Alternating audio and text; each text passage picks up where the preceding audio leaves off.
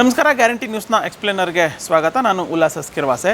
ಇವತ್ತು ನಾನು ಮಾಡ್ತಾ ಇರುವಂತಹ ವಿಡಿಯೋ ಭಾರತೀಯ ವಾಯುಸೇನೆಯ ಆನೆಬಲದಂತೆ ಇದ್ದಂತಹ MiG-21 ಯುದ್ಧ ವಿಮಾನ ಇದೀಗ ವಿದಾಯ ಹೇಳುವಂತಹ ಹಂತಕ್ಕೆ ಬಂದಿದೆ. ಈ ಕುರಿತಂತೆ ಭಾರತೀಯ ವಾಯುಸೇನೆ ಒಂದು ಅಧಿಕೃತವಾದಂಥ ಒಂದು ಮಾಹಿತಿಯನ್ನು ಕೂಡ ಕೊಡುವಂಥ ಕೆಲಸವನ್ನು ಮಾಡಿದೆ. ಹಾಗಿದ್ರೆ MiG-21 ಯುದ್ಧ ವಿಮಾನ ಭಾರತೀಯ ವಾಯುಸೇನೆಗೆ ಯಾವ ರೀತಿಯಾಗಿ ಸಹಾಯವನ್ನು ಮಾಡಿತ್ತು, ಜೊತೆಗೆ ಯಾವೆಲ್ಲ ಯುದ್ಧದ ಸಮಯದಲ್ಲಿ ಭಾರತಕ್ಕೆ ಆನೆ ಬಲದ ರೀತಿಯಲ್ಲಿ ಕೆಲಸವನ್ನು ನಿರ್ವಹಣೆ ಮಾಡಿತ್ತು, ಇದರ ಇತಿಹಾಸ ಏನು ಅನ್ನುವಂಥದ್ದನ್ನು ನಾನು ಈ ವಿಡಿಯೋದಲ್ಲಿ ಹೇಳ್ತಾ ಹೋಗ್ತೀನಿ.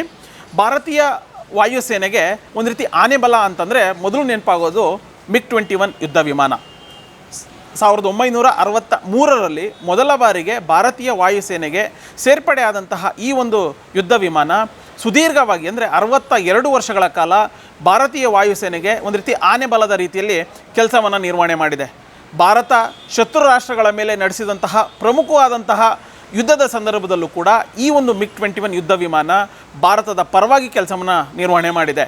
ಹೀಗಾಗಿಯೇ ಈ ಒಂದು ಯುದ್ಧ ವಿಮಾನವನ್ನು ಭಾರತದ ಸೂಪರ್ಸಾನಿಕ್ ಜೆಟ್ ಅಂತ ಹೇಳಿ ಕರೀತಾರೆ. ಯಾಕೆಂತಂದರೆ ಇದರ ವೇಗ ಎಷ್ಟಿದೆ ಅಂತಂದರೆ ಶಬ್ದದ ವೇಗಕ್ಕಿಂತಲೂ ಕೂಡ ಅತ್ಯಂತ ವೇಗವಾಗಿ ಹಾರಾಟವನ್ನು ಮಾಡುವಂತಹ ಸಾಮರ್ಥ್ಯ ಈ ಒಂದು MiG-21 ಯುದ್ಧ ವಿಮಾನಕ್ಕೆ ಇದೆ. ಈ ಒಂದು MiG-21 ಯುದ್ಧ ವಿಮಾನ ಸೋವಿಯತ್ ಒಕ್ಕೂಟ ಅಂದರೆ ನಾವೀಗೇನು ರಷ್ಯಾ ಅಂತ ಕರಿತೀವಿ ಅದು ತಯಾರು ಮಾಡಿ ಭಾರತಕ್ಕೆ ಕೊಡುವಂಥ ಕೆಲಸ ಆಗಿತ್ತು. ಅಂದರೆ ಇದು 1963ರಲ್ಲಿ. ಅಂದಿನಿಂದ ಇಂದಿನವರೆಗೂ ಕೂಡ 874 MiG-21 ಯುದ್ಧ ವಿಮಾನಗಳು ಭಾರತೀಯ ಸೇನೆಗೆ ಸೇವೆಯನ್ನು ನಿರ್ವಹಣೆ ಮಾಡಿದ್ದಾವೆ. ಅದರಲ್ಲಿ 674 ಯುದ್ಧ ವಿಮಾನಗಳು MiG-21 ಯುದ್ಧ ವಿಮಾನಗಳು ಭಾರತದಲ್ಲೇ, ಅದರಲ್ಲೂ ಪ್ರಮುಖವಾಗಿ ನಮ್ಮ ಬೆಂಗಳೂರಿನ ಕರ್ನಾಟಕದ HAL ನಿರ್ಮಾಣವನ್ನು ಮಾಡಿದೆ ಅಂತ ಹೇಳಿದರೆ ಕನ್ನಡಿಗರಾಗಿ ನಮಗೆ ಒಂದು ರೀತಿ ಹೆಮ್ಮೆ ಅಂತ ಹೇಳಿದರೂ ಕೂಡ ತಪ್ಪಾಗೋದಿಲ್ಲ.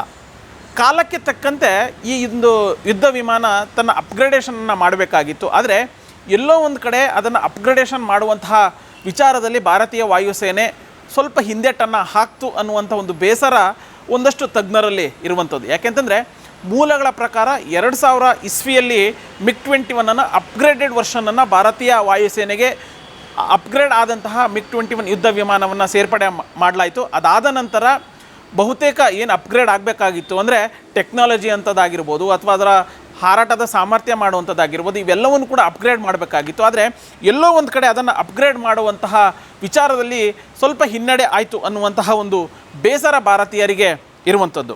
ಹಾಗಿದ್ರೆ ಇಷ್ಟೆಲ್ಲ ಆಯಿತು. ಇದೀಗ 63 ವರ್ಷಗಳ ನಂತರ ಸುದೀರ್ಘವಾದಂತಹ ಭಾರತೀಯ ಸೇನೆಗೆ ಸೇವೆ ಸಲ್ಲಿಸಿದಂತಹ MiG-21 ಯುದ್ಧ ವಿಮಾನ ಇದೀಗ ವಿದಾಯ ಹೇಳುವಂತಹ ಒಂದು ಸ್ಥಿತಿಗೆ ಬಂದು ತಲುಪಿದೆ.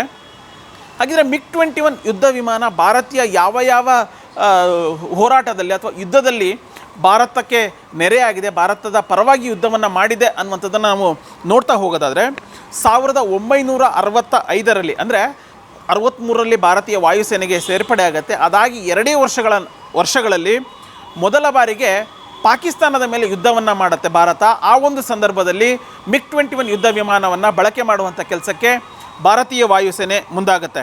ಅಂದರೆ ಪಾಕಿಸ್ತಾನದ ಷಡ್ಯಂತ್ರವನ್ನು ಹೊಡೆದೋಡಿಸುವಂತಹ ಕೆಲಸವನ್ನು MiG-21 ಮಾಡುತ್ತೆ. ಅದಾದ ನಂತರ ಅಂದರೆ 1971ರಲ್ಲಿ ಪೂರ್ವ ಪಾಕಿಸ್ತಾನ ಅಂದರೆ ಈಗೇನು ನಾವು ಬಾಂಗ್ಲಾದೇಶ ಅಂತ ಕರಿತೀವಿ, ಆ ಒಂದು ಸಂದರ್ಭದಲ್ಲೂ ಕೂಡ ಪ್ರಮುಖವಾದಂಥ ಒಂದು ಪಾತ್ರವನ್ನು MiG-21 ಯುದ್ಧ ವಿಮಾನ ಹೊಂದುತ್ತೆ. ಅದಾದ ನಂತರ ಅಂದರೆ ಪಾಕಿಸ್ತಾನದ ಮೇಲೆ ನಿರಂತರವಾದಂತಹ ದಾಳಿಯನ್ನು ಮಾಡುವಂತಹ ಮೂಲಕ ಪಾಕಿಸ್ತಾನಕ್ಕೆ ಸೋಲನ್ನು ಉಣಿಸುವಂಥ ಕೆಲಸವನ್ನು MiG-21 ಯುದ್ಧ ವಿಮಾನ ಮಾಡುತ್ತೆ. ಅದರಲ್ಲೂ ಪ್ರಮುಖವಾಗಿ ಅದಾದ ನಂತರ ಮತ್ತೆ MiG-21 ಯುದ್ಧ ವಿಮಾನ ನಾವು ಬಳಕೆ ಮಾಡಿದ್ದು 1990ರ ಕಾರ್ಗಿಲ್ ಯುದ್ಧದಲ್ಲಿ. ಆ ಒಂದು ಕಾರ್ಗಿಲ್ ಯುದ್ಧದಲ್ಲಿ ಭಾರತ ಜಯವನ್ನು ಸಾಧಿಸುತ್ತೆ, ಭಾರತೀಯ ಸೈನಿಕರು ಯಶಸ್ಸನ್ನು ಗಳಿಸ್ತಾರೆ. ಅದರಲ್ಲಿ ಶಕ್ತಿಯಾಗಿ ಹೊಮ್ಮಿದ್ದಂಥದ್ದು ಬೇರೆ ಯಾವುದೂ ಅಲ್ಲ, ಇದೇ MiG-21 ಯುದ್ಧ ವಿಮಾನ. ರಾತ್ರಿ ಸಮಯದಲ್ಲೂ ಕೂಡ ಹಾರಾಟವನ್ನು ನಡೆಸಿ ಶತ್ರುಗಳಿಗೆ ತಕ್ಕ ಪಾಠವನ್ನು ಕಲಿಸುವಂಥ ಕೆಲಸವನ್ನು MiG-21 ಯುದ್ಧ ವಿಮಾನ ಮಾಡುತ್ತೆ. ಅದಾದ ನಂತರ ಅಂದರೆ 1991ರಲ್ಲಿ ಕಾರ್ಗಿಲ್ ಯುದ್ಧದ ನಂತರ ಮತ್ತೊಂದು ಪ್ರಮುಖವಾದಂಥ ಒಂದು ಸಂದರ್ಭದಲ್ಲಿ ಭಾರತೀಯ ವಾಯುಸೇನೆಗೆ ನೆರವಾಗಿದ್ದು ಇದೇ MiG-21 ಯುದ್ಧ ವಿಮಾನ. 2019ರಲ್ಲಿ ನಡೆದಂತಹ ಬಾಲ್ಕೋಟ್ ದಾಳಿಯಲ್ಲಿ, ಈ ಒಂದು ಬಾಲ್ಕೋಟ್ ದಾಳಿಯಲ್ಲಿ ಪಾಕಿಸ್ತಾನದ F-16 ಯುದ್ಧ ವಿಮಾನವನ್ನು ಹೊಡೆದಾಕತ್ತೆ. ಅದು ಬೇರೆ ಯಾರೂ ಅಲ್ಲ, ನಮ್ಮ ಕ್ಯಾಪ್ಟನ್ ಆಗಿದ್ದಂತಹ ಅಭಿನಂದನ್ ವರ್ಧಮಾನ್. ಇವರು ಪಾಕಿಸ್ತಾನದ F-16 ಯುದ್ಧ ವಿಮಾನವನ್ನು ಹೊಡೆದಾಕುವಂಥ ಕೆಲಸವನ್ನು ಮಾಡ್ತಾರೆ. ಇದು ಅಂತಾರಾಷ್ಟ್ರೀಯ ಮಟ್ಟದಲ್ಲಿ ಒಂದು ರೀತಿ ಚರ್ಚೆಗೂ ಕಾರಣ ಆಗುತ್ತೆ, ಜೊತೆಗೆ ಪ್ರಶಂಸೆಗೂ ಕೂಡ ಕಾರಣ ಆಗುತ್ತೆ.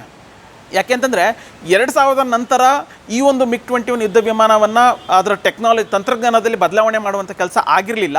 ಆದರೂ ಕೂಡ ಅತ್ಯಂತ ಟೆಕ್ನಾಲಜಿಯನ್ನು ಹೊಂದಿರುವಂತಹ ಚೀನಾ ಸಪೋರ್ಟನ್ನು ಪಡ್ಕೊಂಡು ಅಥವಾ ಪಾಕಿಸ್ತಾನ ನೀಡಿದಂತಹ F-16 ಯುದ್ಧ ವಿಮಾನವನ್ನು ಪಾಕಿಸ್ತಾನ ಭಾರತದ ವಿರುದ್ಧ ದಾಳಿಯನ್ನು ಮಾಡಿದಂತಹ ಸಂದರ್ಭದಲ್ಲಿ ಅದು ಅತ್ಯಂತ ಟೆಕ್ನಾಲಜಿ ಇತ್ತು, ಅತ್ಯಂತ ಮುಂದುವರೆದಂತಹ ತಂತ್ರಜ್ಞಾನವನ್ನು ಬಳಕೆ ಮಾಡಿದಂತಹ F-16 ಯುದ್ಧ ವಿಮಾನವನ್ನು MiG-21 ಯುದ್ಧ ವಿಮಾನ ಹೊಡೆದಾಕುತ್ತೆ ಅನ್ನುವಂಥದ್ದನ್ನು ಯಾರೂ ಕೂಡ ನಿರೀಕ್ಷೆ ಮಾಡಿರಲಿಲ್ಲ. ಆದರೆ ನಮ್ಮ ಕ್ಯಾಪ್ಟನ್ ಅಭಿನಂದನ್ ಅವೆಲ್ಲವನ್ನು ಕೂಡ ಮೀರಿ F-16 ಯುದ್ಧ ವಿಮಾನವನ್ನು ಹೊಡೆದಾಕುವಂಥ ಕೆಲಸವನ್ನು ಮಾಡ್ತಾರೆ. ಅಂದರೆ ಹೀಗೆ F-16 ಯುದ್ಧ ವಿಮಾನ ಹೊಡೆದಾದ ನಂತರ ಸಾಕಷ್ಟು ಚರ್ಚೆನೂ ಕೂಡ ಆಗುತ್ತೆ. ಅದು ಒಂದು ಭಾಗ.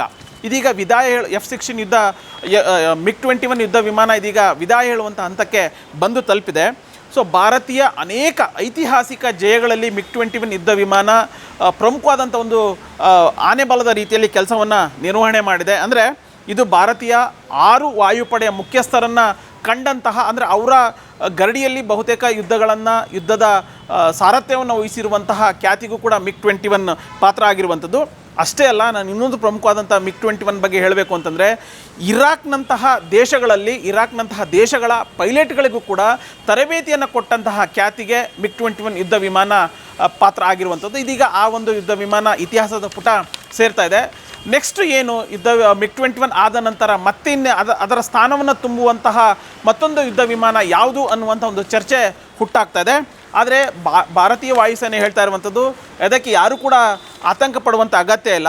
ಯಾಕೆಂತಂದರೆ ನಮ್ಮ ದೇಶೀಯ ಸಂಪೂರ್ಣವಾಗಿ ಸ್ವದೇಶಿ ನಿರ್ಮಿತ ಆದಂತಹ ತೇಜಸ್ ಮಾರ್ಕ್ 1A ಇದೆಯಲ್ಲ, ಇದು MiG-21 ಯುದ್ಧ ವಿಮಾನದ ಸ್ಥಾನವನ್ನು ತುಂಬುವಂತಹ ಒಂದು ಸಾಮರ್ಥ್ಯವನ್ನು ಹೊಂದಿದೆ ಅನ್ನುವಂತಹ ಒಂದು ಮಾತನ್ನು ಭಾರತೀಯ ವಾಯುಸೇನೆ ಹೇಳ್ತಾ ಇದೆ. ಆದರೆ ಒಂದಷ್ಟು ಗೊಂದಲ ಇತ್ತು. ಈಗಾಗಲೇ MiG-21 ಇತಿಹಾಸ ಪುಟ ಸೇರಿಸಬೇಕು ಅನ್ನುವಂಥ ತೀರ್ಮಾನಕ್ಕೆ ಕಳೆದ ಕೆಲವು ವರ್ಷಗಳ ಹಿಂದೆ ಭಾರತೀಯ ವಾಯುಸೇನೆ ಬಂದಿತ್ತು. ಆದರೂ ಕೂಡ ತೇಜಸ್ ಮಾರ್ಕ್ 1A ಯುದ್ಧ ವಿಮಾನವನ್ನು ಭಾರತೀಯ ವಾಯುಸೇನೆಗೆ ಸೇರ್ಪಡೆ ಮಾಡಬೇಕು ಅನ್ನುವಂಥ ವಿಚಾರದಲ್ಲಿ ಒಂದಷ್ಟು ವಿಳಂಬ ಆಯಿತು.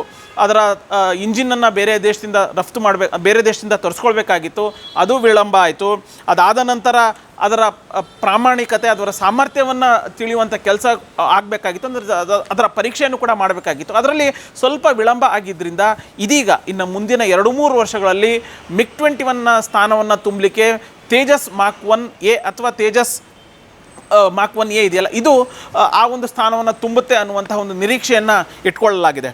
ಅದನ್ನು ಹೊರತುಪಡಿಸಿ ಈಗಾಗಲೇ 2021ರಲ್ಲೇ ಭಾರತೀಯ ವಾಯುಸೇನೆ ಈಗ ಬೇಕಾದಂಥ ಸುಮಾರು 48,000 ಕೋಟಿ ವೆಚ್ಚದಲ್ಲಿ 83 ತೇಜಸ್ನ ಮಾರ್ಕ್ 1A ಯುದ್ಧ ವಿಮಾನಗಳನ್ನು ಭಾರತೀಯ ವಾಯುಸೇನೆಗೆ ಬೇಕು ಅನ್ನುವಂತಹ ಒಂದು ಮನವಿಯನ್ನು ಈಗಾಗಲೇ ಮಾಡಿಕೊಂಡಿದೆ. ಇದಕ್ಕೆ ಬೇಕಾದಂಥ ಸಿದ್ಧತೆಗಳನ್ನು HAL ಮಾಡ್ಕೊಳ್ತಾ ಇದೆ. ಅಂದರೆ ಬೇಕಾದಂತಹ ಯುದ್ಧ ವಿಮಾನಗಳನ್ನು ಪ್ರೊಡಕ್ಷನ್ ಮಾಡುವಂಥ ಕೆಲಸಕ್ಕೆ ಈಗಾಗಲೇ HAL ಮುಂದಾಗಿದೆ.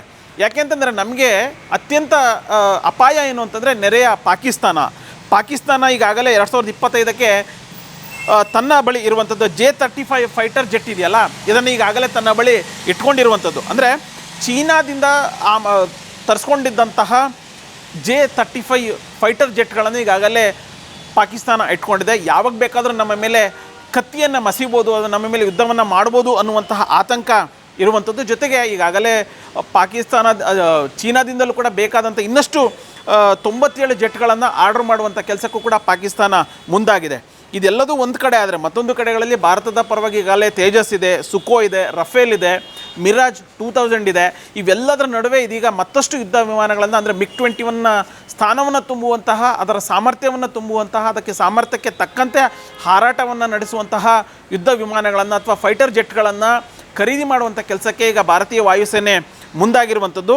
ಈಗಾಗಲೇ ನಾನು ಹೇಳದಂತೆ ತೇಜಸ್ ಮಾರ್ಕ್ 1A ಆಗಿರ್ಬೋದು, ತೇಜಸ್ ಮಾರ್ಕ್ 2 ಆಗಿರ್ಬೋದು, ಅತ್ಯಂತ ದೊಡ್ಡದ, ಅಂದರೆ MiG-21ಗಿಂತನೂ ಕೂಡ ಬಲಿಷ್ಠವಾದಂತಹ ಸಾಮರ್ಥ್ಯ, ಮುಂದುವರೆದಂತಹ ಟೆಕ್ನಾಲಜಿಗಳನ್ನು ಬಳಕೆ ಮಾಡಿಕೊಂಡು ಸಿದ್ಧಪಡಿಸಿರುವಂತಹ ಫೈಟರ್ ಜೆಟ್ಗಳನ್ನು ಇನ್ನು ಕೆಲವೇ ದಿನಗಳಲ್ಲಿ ಭಾರತೀಯ ವಾಯುಸೇನೆಗೆ ಸೇರ್ಪಡೆಯಾಗುವಂಥ ಸಾಧ್ಯತೆಗಳಿದ್ದಾವೆ. ಸೊ ಅದೇನೇ ಇರಲಿ, MiG-21 ಸ್ಥಾನವನ್ನು ತುಂಬುವಂತಹ ಸಾಮರ್ಥ್ಯ ಯಾವ ಫೈಟರ್ ಜೆಟ್ಟಿಗೆ ಇದೆ ಅನ್ನುವಂತಹ ಒಂದು ಪ್ರಶ್ನೆಗೆ ಈಗಾಗಲೇ ಭಾರತೀಯ ವಾಯುಸೇನೆ ಉತ್ತರವನ್ನು ಕೊಟ್ಟಿದೆ. ಸಂಪೂರ್ಣವಾಗಿ ದೇಶೀಯ ನಿರ್ಮಿತವಾದಂತಹ ತೇಜಸ್ ಯುದ್ಧ ವಿಮಾನ ಅಥವಾ ಫೈಟರ್ ಜೆಟ್ ಆ ಸ್ಥಾನವನ್ನು ತುಂಬುತ್ತೆ. ಅಂದರೆ ಶತ್ರು ರಾಷ್ಟ್ರಗಳಿಗೆ ತಕ್ಕ ಪಾಠವನ್ನು ಕಲಿಸುವಂತಹ ನಿಟ್ಟಿನಲ್ಲಿ ತೇಜಸ್ ಕೂಡ ಸಿದ್ಧ ಆಗ್ತಿದೆ ಅನ್ನುವಂತಹ ಒಂದು ಮಾತನ್ನು ಹೇಳ್ತಾ ಇದೆ. ಗ್ಯಾರಂಟಿ ನ್ಯೂಸ್, ಸುದ್ದಿ ಖಚಿತ, ನ್ಯಾಯ ನಿಶ್ಚಿತ.